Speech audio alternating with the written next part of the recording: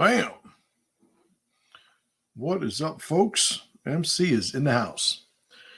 My name is Justin Garcia, also known as Master Chim, and welcome to the Warrior Stream. I am here every Wednesday at noon Eastern Standard Time for about an hour, talking about one particular topic, answering questions, and having a good time while doing it. What's up, Big Joe? Do me a favor. We're streaming on YouTube, a couple of pages on Facebook, and also Twitter. If you could comment and say what's up, I'd appreciate that. Let me know you could see me, hear me, and we all know how participation lends itself more favorably to the success of these videos. What's up, Big Phil? What's up, Jamie? Corey, what up? Jesse, what's going on? Good to see you. Derek, what's going on? All right, good. We've got a good crew here today so far. If you guys are watching this either live or later on in a replay, do me a favor. If you have not yet signed up to my daily email newsletter, please do that. Go to masterchim.com, put your email in, and you will get a free email in your inbox every single day where I talk about the stuff that I usually talk about, things pertaining to mindset, tribe, making a little bit more money in your business, being a little bit more valuable and productive in your efforts. Johnny Groove, what's going on? Says, waiting for you to tell us how weak we are. We might be touching on a little bit of that today, Johnny. Full disclosure, but I was making the thumbnail for today's show, and I was having a good time of it, as I tend to. I try to only do the things that I have to do. I should say I only do the things that I enjoy doing rather than the things that I would get sort of reduced to, right? And I love doing the thumbnails. I love talking to you guys. I love talking about the things that I talk about. So I talk about it, right? So today we're talking about emotional tough guys. And I think, this topic is one of those topics. What's up, Aaron, up in Canada? Emotional tough guys, it's something that there's a little bit of nuance that needs to be understood when it comes to the distinction between a tough guy and an emotional tough guy.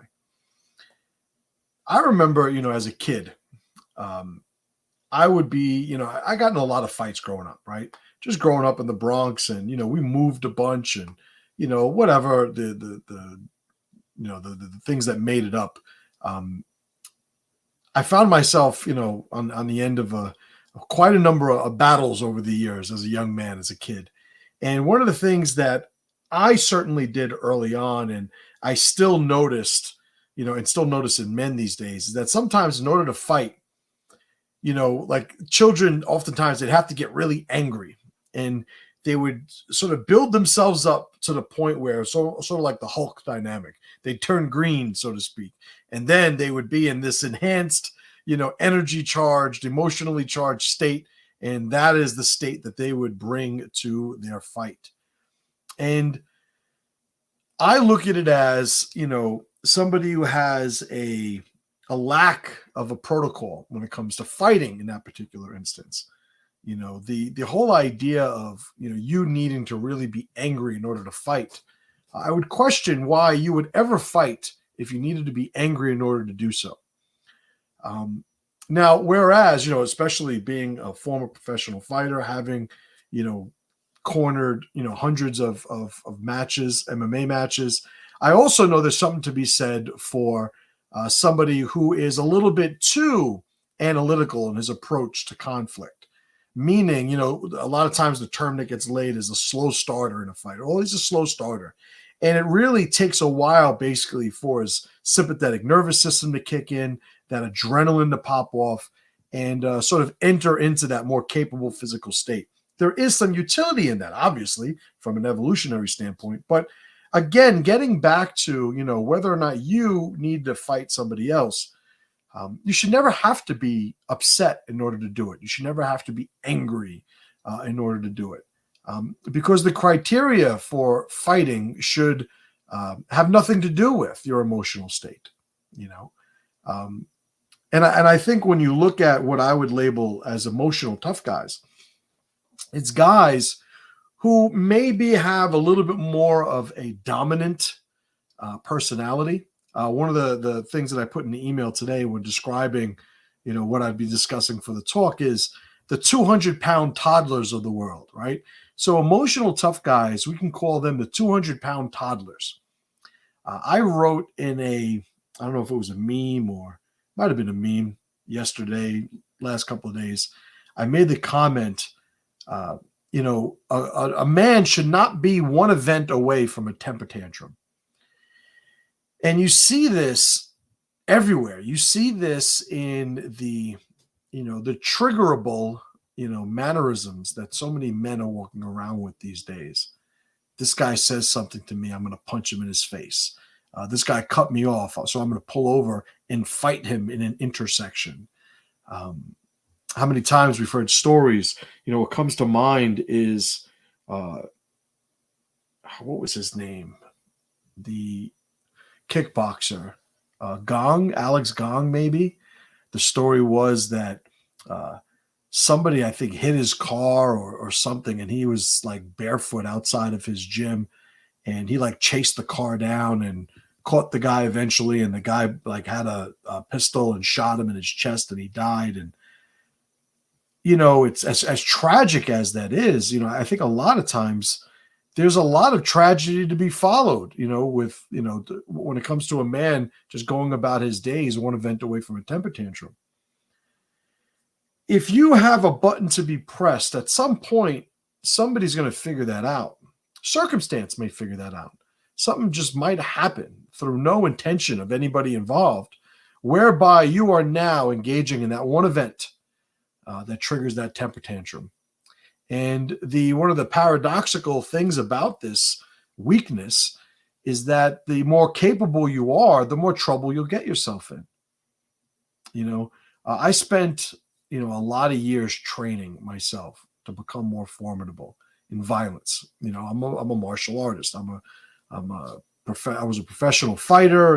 I've been doing martial arts a long time. I've been trained in the use of various weapons and their applications. And it's like, if I throw a tantrum, it's a problem for a lot of people. Certainly a problem for me as well, but it's a problem, right? There are times where, people will allow themselves to be vulnerable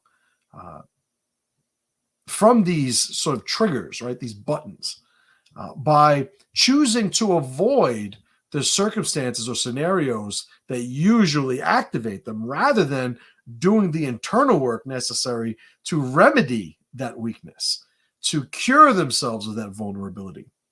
And when you have a 200-pound toddler, the only difference between, I was just making this point earlier on Wednesday mornings, I have one of my mastermind calls, and me and the guys are on, and I made this point that when you have a grown man who's throwing a temper tantrum, the only reason why we don't consider it to be a temper tantrum is that we used to assign that label to children. And if you look at children, they are like powerless tyrants. It's when you look at a child, if he could do more damage when he is having that tantrum, he would. But it's just the limit of his capabilities, how formidable he is, that really limits the scope of, what consequence, he's putting around, his environment when he throws that tantrum. So when we look at a grown man, though, the 200-pound toddler, when he throws a tantrum, well, the guy probably knows how to do some violence. The guy has the means to escalate violence. The guy has the ability to say things that are going to cause him some sort of consequence. It's a problem. The grown man tantrum comes with a lot more consequence than the tantrum thrown by a toddler, because the toddler has really no formidable, attributes to him. He's not bringing a lot of fire to the fight, whereas an adult, obviously that's not the case. So how one becomes, second point here, how one becomes an emotional tough guy. Let me break that down. So If you are an individual who finds yourself losing his temper, and when he loses his temper, he goes about things differently than when he, or prior to him losing his temper. Meaning, prior to me losing my temper, I am acting one way. But after I lose my temper, I get a new set of protocols and act this way. That is the making of an emotional tough guy. It's why is it that when you're in a certain mood, different things in your life take different levels of priority. The most important thing to me is my family, says the man. That man loses his temper. I'm going to kill that motherfucker over there. You said the most important thing to you is your family. But that motherfucker's going to get it, and I'm going to give it to him. But you said, and obviously we could keep running that example over and over again. But that is what you get when you talk about what an emotional tough guy is. It's, your protocols are determined by your state, and I don't mean state geographically, right? I mean state emotionally, mentally, your mood. You're in a bad mood and you have bad mood protocols. I'm going to be this guy, like a Jekyll and Hyde sort of thing. In TRIBALNOMICS, when I talk about, building the self-alliance, and there's the pure self and the real self. It's who you aspire to be, who is the pinnacle, the perfection in terms of the attributes you aspire to exhibit and internalize, and then compare it to who you actually are, right? And the journey on an individual basis is trying to overlap one to the other. That's the process. We're never going to get there because that also moves as we get, more experience in life. But the whole thing is we have to constantly be working to try and overlap those two circles. Well, an emotional tough guy doesn't have that obligation. An emotional tough guy is somebody who will literally just be two different people. Now, in TRIBALNOMICS, when I articulate, that self-alliance, one of the reasons I say that it's so important is because, affecting now your tribal alliances, how is it that these people are supposed to ever, the people you're connected to, how are they ever supposed to stay loyal to somebody when that somebody becomes different people, depending on the mood he's in? Obviously, everybody understands, and accepts even to varying degrees the spectrum of moods an individual might be in. We know that everybody's not going to be in a great mood all the time, but does his mood when he is, losing his temper, is it so offset from who he usually is that functionally it's an entirely different person? If that's the case, how are they supposed to stay loyal to that person? That's not the one that they built an alliance with. Two buddies hanging out in a bar, having a good time, everything's going fine. Somebody steps on one of the buddy's shoes. The buddy pulls out a gun and shoots the guy. And then they run out, and he's like, "Hey, don't say you saw anything." It's like, "Oh, wait a minute." The guy's like, "You're a fucking guy I know from work. We were hanging out having a good time. You just fucking shot somebody." Like, I didn't fucking sign up for this shit. Extreme example, but in whatever level of example, that could be applied to, usually the first guy, the bad guy that lost his shit, he's the one to turn around and look at the other guy and go, "Oh man, I thought you were loyal. I thought you were loyal. I thought you were a man's man. I thought you were respectable." It's all nonsense. It's like, motherfucker, I didn't sign up for this. Right? Loyalty is an investment, not a debt. So one of the things about emotional tough guys is you'll find that they have very strained alliances, and they wind up surrounding themselves with people who are willing to accept the lesser version of themselves. So it's like, if I'm going to hang out, like if I have a buddy and we're hanging out and I see that buddy fucking up, like, I'm going to say something to him. Why? Because I don't want to exist in an alliance with the worse off version of my friend. If he, when he gets emotional, becomes somebody different, well, did I sign up for an alliance with that guy? If not, I'm going to do what's necessary to remind him, like, hey, I didn't sign up for that. Like, if you want to be connected, this is who you need to be. Not even a value judgment. It really comes down to compatibility. So again, how one becomes an emotional tough guy, he's the guy that gives himself permission to act cathartically. I'm going to do whatever makes me feel better when I need to feel better. When I am in a bad mood, I will do whatever I want to do so long as it brings me to a good mood. In the form of catharsis, usually. I feel relieved. I speak from experience. I'm not talking about any fucking theory that I thought up on a fucking whiteboard here. Like, I remember being a teenager walking around the Bronx going, man, if I could just find somebody to punch in the fucking face. And I would sit there probing and prodding, just finding one motherfucker to step up. And it's like, all right, you're going to get it. Get into a fight. At the end of it, no matter how the outcome turned out, I felt a lot better. That was my therapy, right? I was an emotional tough guy. So, this, like almost everything I speak about, this isn't theory that I'm just thinking about it in the abstract. Like, this is real world experience. And not only did I identify at one point with, being an emotional tough guy, I also realized the process of transitioning from that version of myself to who I am now. Some people are born and or raised to have a temperament that this isn't really a problem. I got to say, I'm not one who believes in the value of envy, but I'll be damned if I haven't met people during my life where I haven't pondered, man, wouldn't it be nice to be like that guy? This motherfucker never loses his stuff. Never's in a bad mood. Always seems to be positive. Everything's a challenge. Nothing's a problem, And I remember, observing this in certain people. And sometimes you realize that maybe they're not letting you know everything that's going on, but there's still qualities there. But then every once in a while, you find somebody who, no, he really believes this. He really says, you know what? It's all going to be all right. Let me sit and think about this.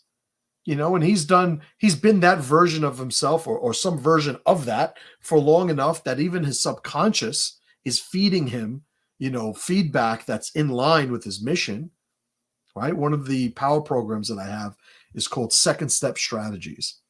And the whole idea of Second Step Strategies is pretty much the individual acknowledging, owning even, that his first initial reaction to a trigger might not be fully under control, but he can own that second beat in time.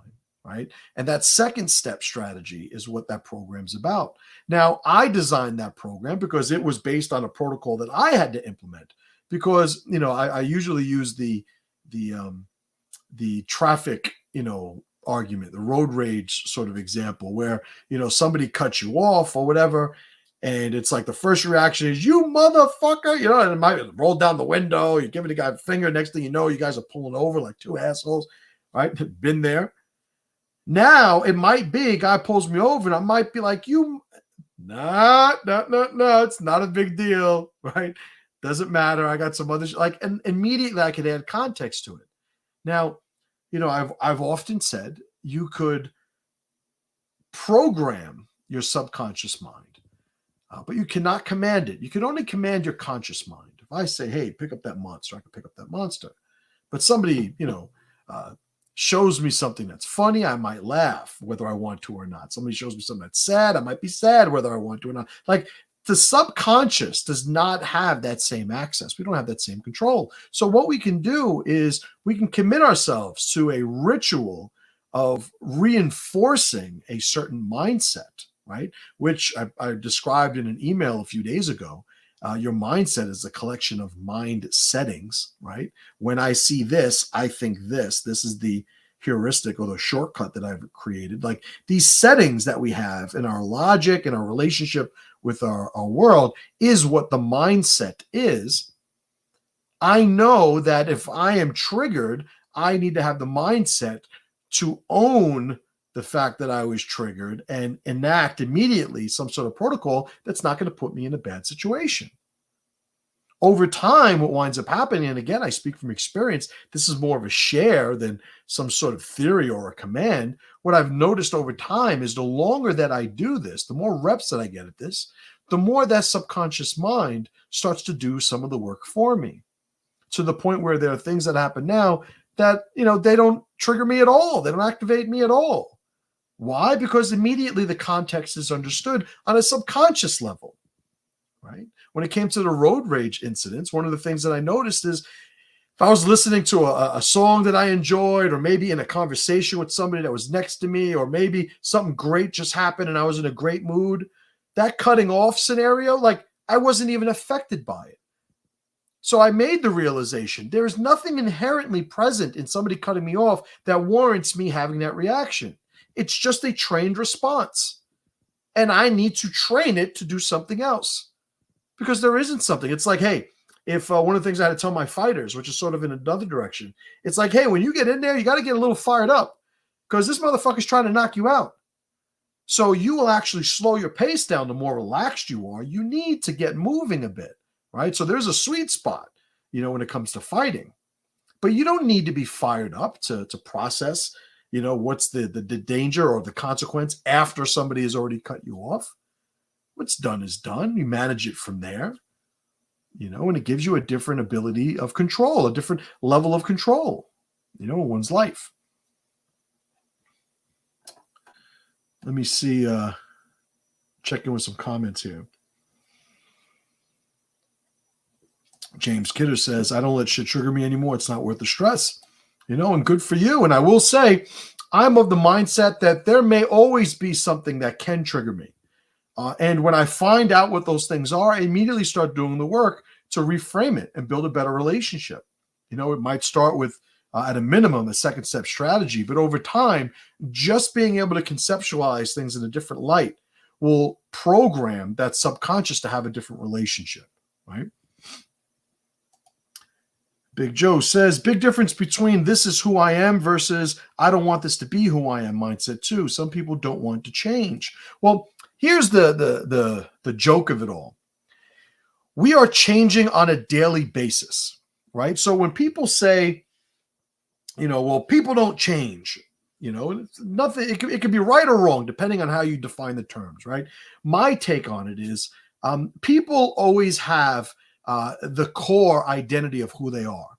And throughout their life, they find different ways to pursue that core identity. So how they are acting in the observable, manner from a third party perspective, how they're acting may very well change. But I would say what those actions represent is the updated, evolved version of the pursuit of their identity that was formed when they were much, much younger, right? So I think, do people change? Do they change their core identity, or they change the actions to pursue that core identity? I think that's what we need to define. And the core identity, I don't feel that people change. I think a lot of that is what makes up who they are and who they see themselves as. And maybe there's some malleability there, but a lot less than I think people would want there to be.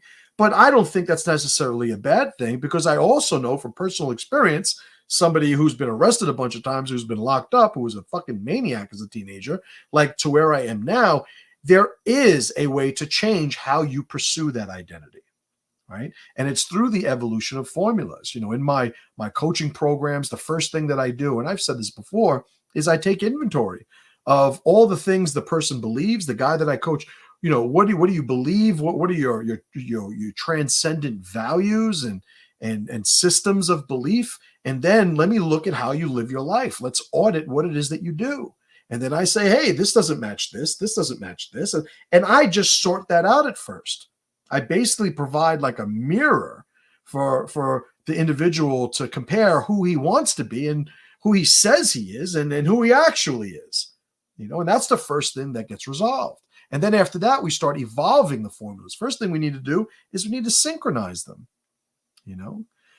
I'm somebody who has enough experience from an individual standpoint and through the benefit of having coached so many people through a lot of these transformative processes. I understand that to expect perfection is to sort of guarantee failure. I know, like when I say stay on mission, I like the idea of the road, in the process of pursuing a goal. The goal just being the target, the goal being an abstraction, just a way to sort of aim the trajectory of our efforts. But this road, I also understand, things happen. We can be knocked off one way or another. But as long as we see that road, we can always get back onto it. I understand that we don't need to be perfect. This is a process that plays itself out, over the entirety of our lifetime. So we shouldn't want to be perfect, but we should always have a plan, and we should always be committed to pursuing that plan. There'll be plenty of hiccups along the way. We shouldn't give ourselves permission to have hiccups. It's just we accept and give ourselves permission to be imperfect. So when they occur organically, we are not holding down this regret or nonsense that's keeping us from getting back on mission. All of that's bullshit. All right. I have an eating plan. I just shared this morning with my guys. The other day, my youngest son, it was his birthday. My wife, because my wife's amazing, she made 2 cakes. She made a chocolate cake and a yellow cake. The yellow cake, why did she make the yellow cake? My son asked for a chocolate cake because I don't like chocolate cake. So she made a whole other cake for me, right? And it was for the other kids too, if they wanted one or the other, but it didn't take much for me to tell the kids, hey, why don't you have the chocolate cake? That's a chocolate cake, right? And I ate a hell of a lot more cake than I was supposed to. Oh, that led to me eating some other stuff and some other stuff. And all I know, by the end of the night, I felt like I didn't even know if I was having a heart attack, a stroke, if I was going to fucking explode like a balloon. I don't know what it was, but I was fucking miserable. Woke up the next morning. What did I do? I did my morning routine. I got up, I moved. It was there was none of that shit. Like, yeah, I fucked that up. Back on track. I don't need to be perfect. Being perfect must be so boring. All right? Where's the variety in being perfect? Part of the fabric of what is so valuable and so enjoyable, so fulfilling about life is that we don't always get everything right. Right? So that needs to be embedded in the perspectives we have, the philosophies we have. Are you trying to be perfect? If you are, why? I don't want to be perfect, even though I'm aimed towards perfection. Why? Because I need a goal. I need something that's going to keep me focused. I need to create the road, right? The ladder is another application of that, right? I need to progress.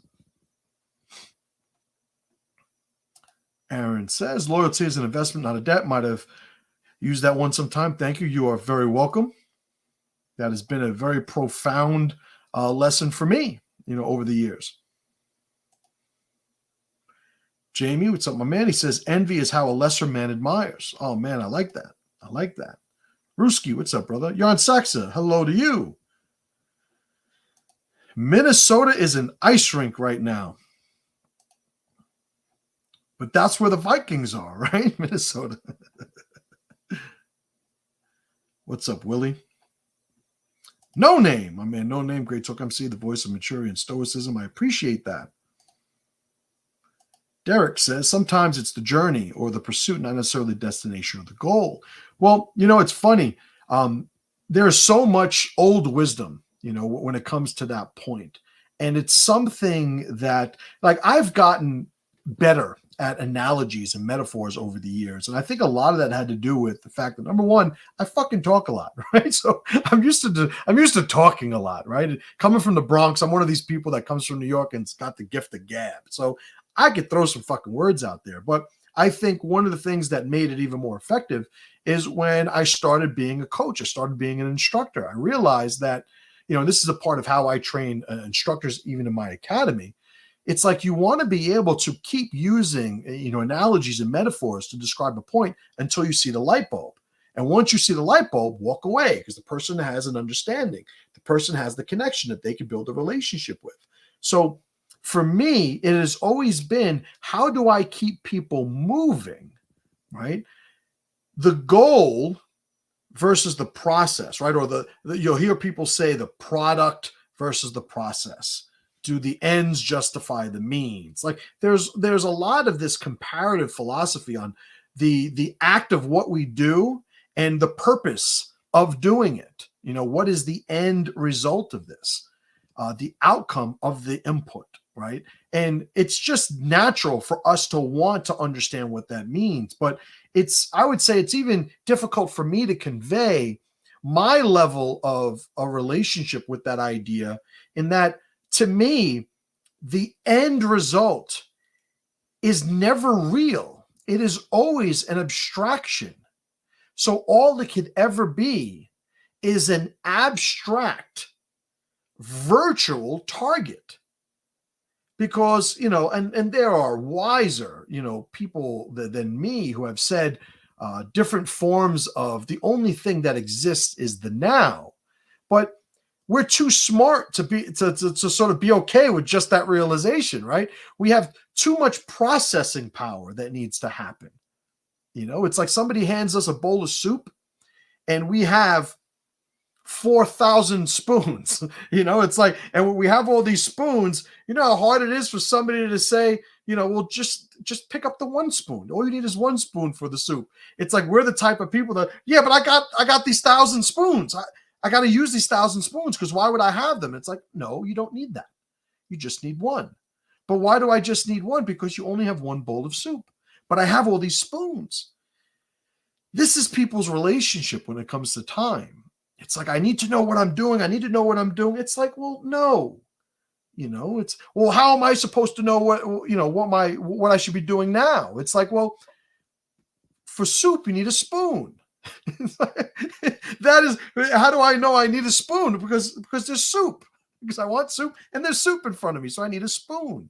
A lot of these things rectify themselves, but I understand the need for a framework when it comes to time for people. And the frameworks that I choose to use, the frameworks that I share with coaching students of mine, people in my mastermind group, it is the bumpy road. It is the something called the 3M model, which is machine, map, and mountain. All of these frameworks that basically allow individuals to sort of harness all of that awareness and processing power into a series of nows that lead them to a goal that isn't where they where they wanted to be. It leads them to a goal that matches who they are from their core value standpoint. It's like, I want to be a billionaire. Why? Because I want $1 billion. But why? Why do you want $1 billion? What's $1 billion going to give you? Guy has trouble with money. Well, do you need $1 billion? Would you be okay with 126 million? You know, let's go for 126 million. Yeah, that would be good. But billion, he said, billion means something, right?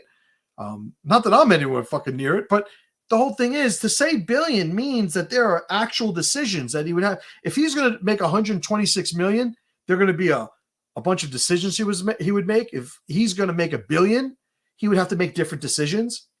Well, some of these decisions are more in line with who he is. So which one should he go for? The one that is more in line with who he is.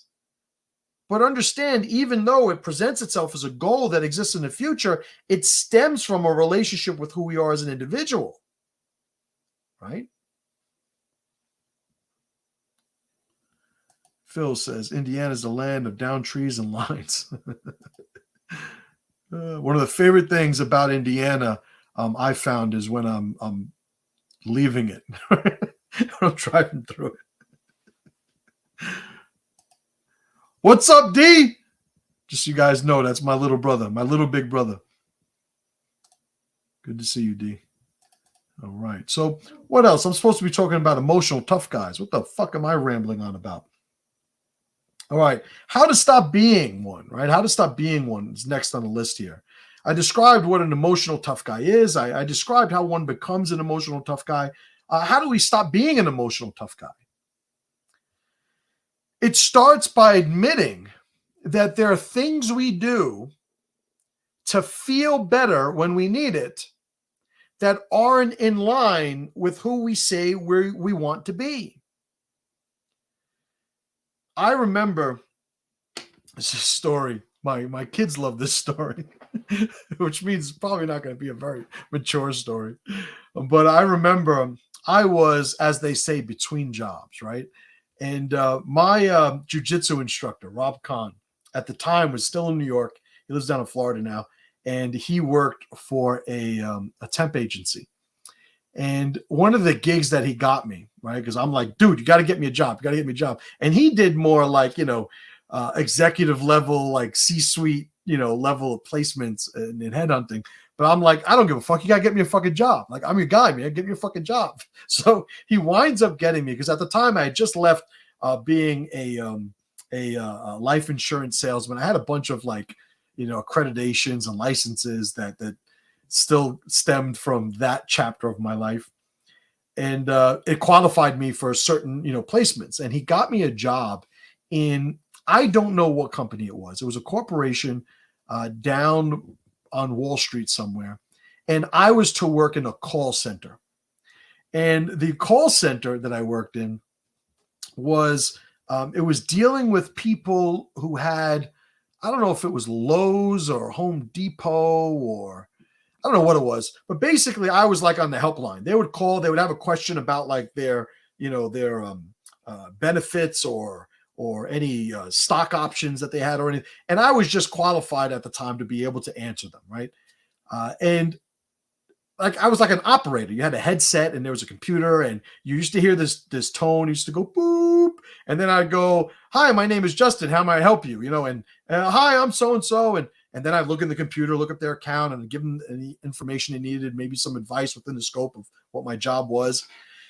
And then, all right, have a great day. Thanks for calling. So, talk to you soon, whatever. They'd hang up. As soon as I hang up, I'd hear boop. And then I'd go, hi, my name is Justin. And it was over and over and over again. So one of the things you could do is you could sort of hit a button on the interface there that at the end of the current call, you wouldn't be fed another call. So I did this, and I was not a great employee. I told you guys I got fired from just about every job I ever had. This story ends in the same way, in the spoiler alert. And I had this supervisor, this woman who was a little younger than me, right? So I also already, my short man complex, my Joe Pesci complex, was I'm being yelled at by this woman who's not only younger than me, but she was morbidly obese. And at the time, I'm 27, maybe. She's probably 25, 24. And she's the supervisor of this program here. And you could tell. I mean, this lady now, all these years later, she's probably making fucking $5 million a year. But as miserable a fucking woman as you'll ever meet. Just miserable. I remember her name, but I'm not going to say it. But it was an Italian name. It was a beautiful name, too. Such a beautiful name for such a just homely, miserable woman. And she hated me. She hated me for all the reasons I'm sure you guys can imagine. I was, I didn't give her a lot of respect. I was a terrible employee. Overweight. She was nasty. She was like a tyrant. So I pressed this button and she walks over and she's like, Justin, what are you doing? I'm going to go to the bathroom. You just went to the bathroom an hour ago. Yeah. And I got to go to the bathroom now. Well, you're not going to the bathroom now. You're going to do this and you're going to wait. No, I'm going to go to the bathroom now. Like, you don't tell me what to do. What do you think? You're my boss? Oh, yeah, you are. But I'm like, no, I'm going to go to the bathroom now. I'll just be quick. I'm going to the bathroom. You're not going to the bathroom. Finally, it escalates. And she says, well, if you go to the bathroom, then you don't have a job anymore. So you might as well take your stuff with you. So, like, it's at this point, like this is where I sort of break the fourth wall, right? And I look at the camera, right? During the movie, and I go, yeah, this job is done. And I look at her and I take the opportunity, completely cathartic, but emboldened by the fact that I was going to take one for the team. And let's call her Mary, right? It wasn't her name, but we'll say Mary. So she says that. And I look at her and I say, Mary, and I say it with a loud enough voice that, everybody in the call room is within earshot of this. They're all having random conversations, but everybody can hear what I'm saying. I said, you know something? It is not my fault, nor the fault of anybody here, that you are that fat and miserable. We didn't put the food in your mouth. We didn't make your life as hollow, shallow, and useless as it is. We didn't tell you to be that ugly on the inside, and I go in.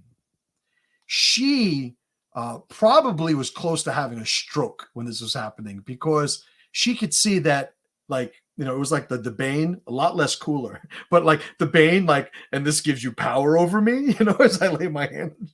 And she's looking at me like she's turning bright red. She doesn't know what to do.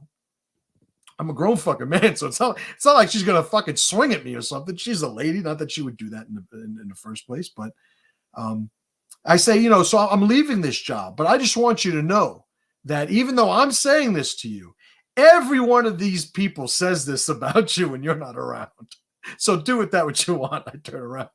She's calling security. And I'm like, I'm leaving. You don't got to call fucking security. You know, so I wind up leaving. At the end of the day, I call my guy, Rob. And I'm like, yeah, I'm going to need a new job. He never found me another one. So, oh, man. So anyway, I don't know how the fuck I came up with that story. It tied into something here. But let's get back on track. How to stop being an emotional tough guy. I started off by saying, you know, you have protocols that are going to make you feel better. But just because they make you feel better doesn't mean they're going to keep you on mission. And having an understanding of what mission is, that should be what informs your emotions. I made a meme the other day that said men should train their emotions to be smarter. We all know as men, there are times where we cannot, you know, just let it go. There's times where we got to keep it together. I remember, you know, presiding over my father's funeral a few years ago. Like, there wasn't any time for me to break down. There wasn't any time for me to just sit there and worry about me. There were too many people who needed to go through this process that I needed to help in some capacity. You know, it wasn't until months later that I broke down about that I had that cathartic episode, you know, and dealt with my relationship with my father's death. But at the time, it's just, no, it wasn't then. It wasn't appropriate. I couldn't be who I wanted to be and allow myself to break down. I was the oldest son. I was, you know, like, I was there for my mother, my brother, like the family members. I knew that I would be the one that they would want to address, you know. And I think when we look at our lives, you know, there are always going to be those scenarios that prompt us to want to just sort of lash out and just have this, you know, release of energy. And I think, you know, in my life, the people who have been most successful, most productive, the people that I've really, you know, gained a lot of respect for, you know, a common attribute of a lot of those individuals is that they don't have those protocols, those cathartic protocols, you know, leading how they conduct themselves from day to day. You know, I have my cathartic rituals. There are things that I do to feel better. There are things that I do to sort of release tension and anxiety and stress. But I would say the majority of them, the overwhelming majority of them, are asynchronous in their design. What do I mean by that? The thing that stresses me out, the thing that gives me stress, and the thing that releases that stress, they don't happen at the same time.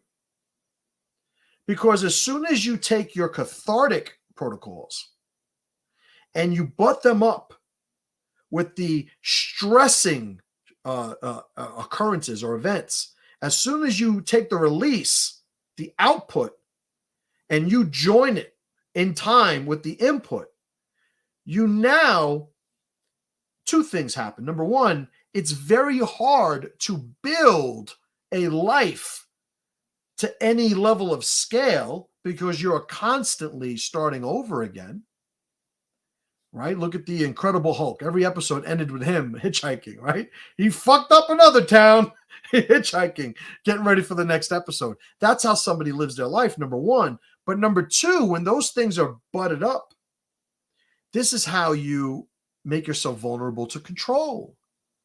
This is how you get people. It was what was it? The Godfather Part 2. It's in the book also. Pretty sure it was in the book also. But in Godfather 2, they try to get this congressman in Nevada to basically do business with them, to give them a license, a gambling license, casino license, whatever it was. And he wouldn't do it, and he basically disrespected them, whatever.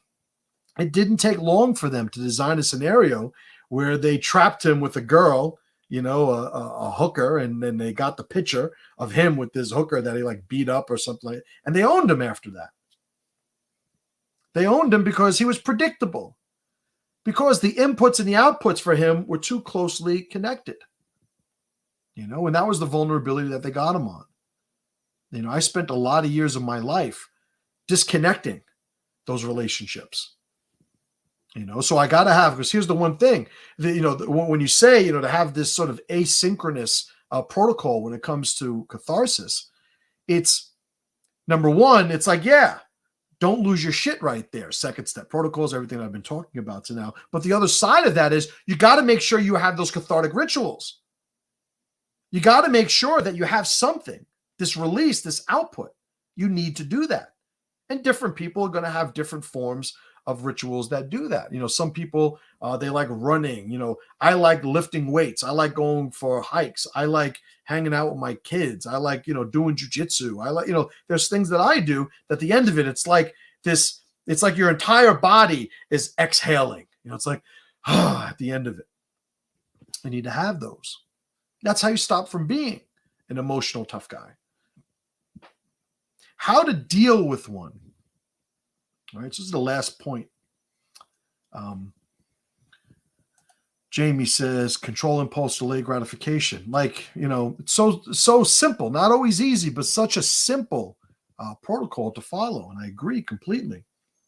There's a concept called hyperbolic discounting that describes the value that an individual places on something in the future. Like, how effectively can he delay gratification? And there are plenty of studies, empirical support for the notion that you will be more successful the more you can delay gratification. Corey says, Mary is still pissed to this day.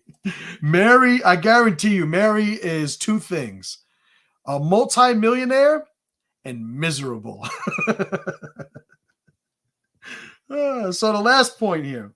How to deal with one, how to deal with an emotional tough guy. So the other day, I'm on Instagram, and I wrote about this in one of the emails. Right, you guys got to get on the emails if you're not on the emails. I observed an individual who I had some interaction, some dealings with a few years back. Good guy, solid dude, always had good interactions with him. He was going through it, and he was sharing that, he had just come through some struggles with alcohol, and he was going through a divorce, and he was going through it. It just so happened that a lot of his expertise, his value to the market, his business model was around being a model for a lot of those things that he was suffering from. But like, I had no idea he was going through this. It's been years since I've spoken to him, but I was surprised to hear it.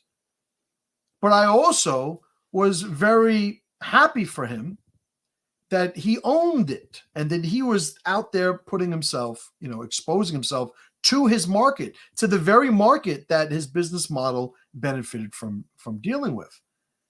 And he was being authentic in his message. Now, I don't know how long he's been, not being authentic with it, but here he was doing it. It's like, and I'm not there to mock him. I'm not there to make fun of him. Not that I would even want to, but, to sort of jump on him now would be like making fun of, you've heard me say before, never make fun of a fat girl in the gym. It's like you make fun of a fat girl at the gym. What are you going to say to her? You're fucking fat. You should learn. You should what? You should go to the gym. She's in the fucking gym. Leave her the fuck alone. She's in the gym eating a fucking hero, right? Eating a sandwich. Then it's like, oh, you can't fucking come here and eat a sandwich, you fucking whale. But she's not eating. She's working out. What the fuck is she supposed to do? Support her. Never be somebody that kills the energy of somebody else, especially when they're on mission. You don't want to be that guy. So this guy's being authentic. He's putting it out there. And then I see this other guy. Now, this other guy, I may have had one interaction with years ago. Very famous, popular. He's got a big following now. But the second guy was on the first guy's post and comment, like, just shit on him. Called him a fraud, told him he couldn't fight or some shit like that. And the guy that was going through it, he was in the military before. The second guy, I don't think was in the military. Like, it's just like, what the fuck are you talking about?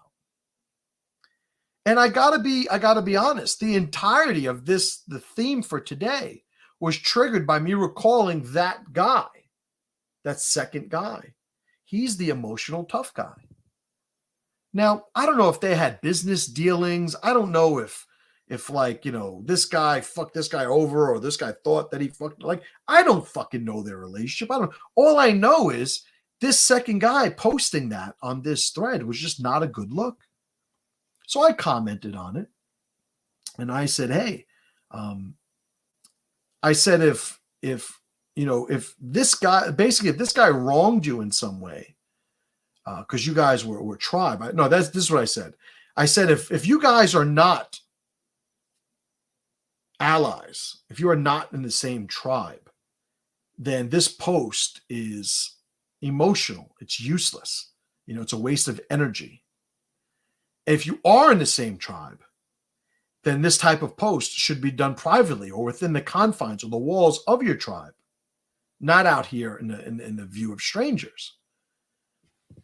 And I said, listen, I wish you both well. And I do. Like, my whole thing is, it's like, as soon as I see it, it's like, no, that formula is not going to work. That's not what you should do there. That's not a good move. It's like watching two people play chess and one guy makes a bad move and you go, no, that's not the move you want to make. That's not going to bring you to where you want to go. You're not going to win like that. And if he was playing chess, it wouldn't be against the other person. The whole metaphor of an individual playing chess is he's playing chess against all of the temptations, right? The weaknesses, the vulnerabilities, like the emotional protocols. Like, that's what he's playing chess against, right?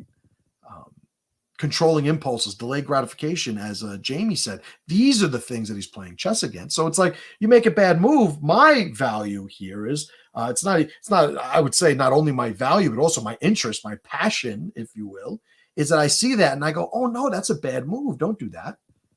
And I try to offer some perspective. Now, most people don't give a fuck what I got to say, right? But for my coaching students, the people that I've helped, I've helped a lot of people do a lot of impressive stuff over the years. And all of it culminated or can be described as me observing bad formulas and helping them come up and replace them with better ones, But he was the emotional tough guy there. So how do you deal with an emotional tough guy? You number one, you label him for what he is. You say, okay, this is a guy who is going to be emotional here. This is a guy who is going to do this to feel better about whatever he's after. Because if they have some history, maybe this is like a cathartic thing that this second guy is doing. If they don't have a history, then yeah, maybe this guy is just a troll. He's he's one of these guys that, he's the bucket of crabs mindset, like, I'm going to shit on this guy because maybe I'll get some of his followers. I don't think so, because I think the second guy is a lot more popular. He sells hats that are popular. I never bought one, but a lot of people have. You'll know who I'm talking about. I'm not going to say his name. So how do you deal with him? Well, if you're the first guy and you see the second guy, it's what I just described. It's like, all right, basically ignore this dude. Like, I could say take the high road, and I don't necessarily think it's the, just choose to be more moral per se. But I think if I say take the high road, what that means or what that implies would match what I would suggest one does. So saying take the high road is something that works here. But I think basically what it comes down to is don't play games that you don't want to win. So if the first guy would have engaged the second guy, what would be the thing he was trying to win? What's the outcome that he's working towards getting? And if it's, have this guy not affect him anymore, well, you don't need the other guy to do that. You could just choose to dismiss the significance of that guy's participation, and just stay on mission, which is probably what we should be doing anyway. Right? So I think I covered everything there. Pretty good talk. Got to share my my Mary story, which I think you guys enjoyed. As you can see, I enjoyed telling it.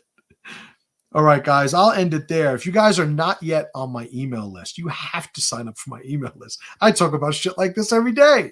It's free. Go to masterchim.com. Tell other people about it if you think they get a kick out of it. When I send you my emails, share them with people who you think it would help. Sometimes I talk about some stuff that can help somebody get through some stuff, and I think you should do that. But I appreciate you guys hanging out with me. I know you guys are busy, and you're spending an hour with me, those of you that are still on, and don't think that I am not grateful for it. All right, guys. So brothers and sisters, not only pressure to power, but no pressure, no power. I'll see you guys next week, and